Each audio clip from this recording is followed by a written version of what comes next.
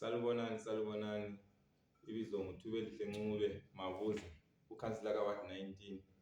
Bengithi nje ngilibingelele emakhaya. Lingabe linjani? Sibona amakhaza lamalanga lingabe liphilile lapho likhona. Hayi ngithemba siphilile. Hayi sile udaba lwe-fossil ngale eziMinya Dam ngale ukuthi lokho kumile asikazi ukuthi i-problem kathi kuyini kakhulu. Thina bathi besuka lapha kwasuka kungathi bavalelwe lizulu ukuthi izulu njengoba selingathi libuya ngamandla nje bekujwayelekile eminyakeni lwana odlulileyo. Bake bathi behambile hayi baphangisa babuya bazovula bazange baphuza ukuvula. Manje khathesi ngikhuluma nje njengakhathesi nje lamafoni ukuthi nje sizifone ukuthi kanti kubambeni. Sesilokhe sisizwa nje amanga ukuthi nje kungathi kuthiwa imali yehluphayo kodwa akulanto ehambayo ngale. Gcine lokhe liku 25 to 30% ukusetshenziswa kwayo. Since last year ngoNovember kukasetshenziswa. Lakhathesi ngikhuluma so akulanto ekhona ehambayo. Izihlahla azakhitshi izihlahla eziningi kakhulu njalo sokuchaya inkomo zethu emadlelweni. Amadlelo awasekho kahle ngendlela okwenzakala ngayo njalo nxa kungayenzakala ukuthi uthola ukuthi kuyaphuza kumbe sekuyikuma kokusetshenzwa lapha edamu.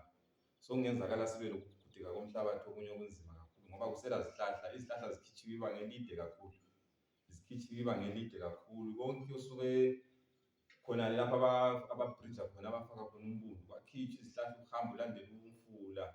Ngathi vele uze uyefika emahuhweni lapho ngale izihlahla zazikhitshwa. Ukuthi khathesi into yiyo ebambileyo esingayitsho ukuthi siyabambeka ukuthi siyikhulume lathi ebantwini ukuthi angithi nxa umuntu eqhatshile abantu besebenza besesigabeni liyafika lemukelwe kahle kube yinto ukuthi kuyasetshenzwa.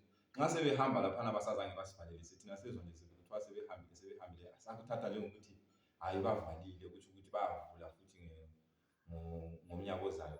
Sesibona manje umnyaka sewuphelile phela nxa sikhuluma khathesi. Khuluma manje sesiya kuSeptember no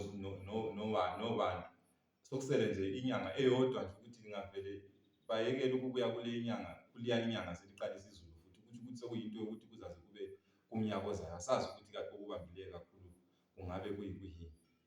Hayi ezifuyweni sokuzitshaya kakhulu njalo umganga wethu ngale sebayenza ukuthi bahamba begebha kulamagodi agejwayo laphana ahamba egejwa. Izifuyo zethu ezinye sezisenza ukuthi ziyawela. So asazi ukuthi kungayenzakala masinya kanjani ukuthi lawo magodi kwenzakala ukuthi agqitshelwe ngoba izifuyo khuluma kulezifuyo zabomakhelwane esezike zafela phakathi zitholakale sezibolile ziphakathi.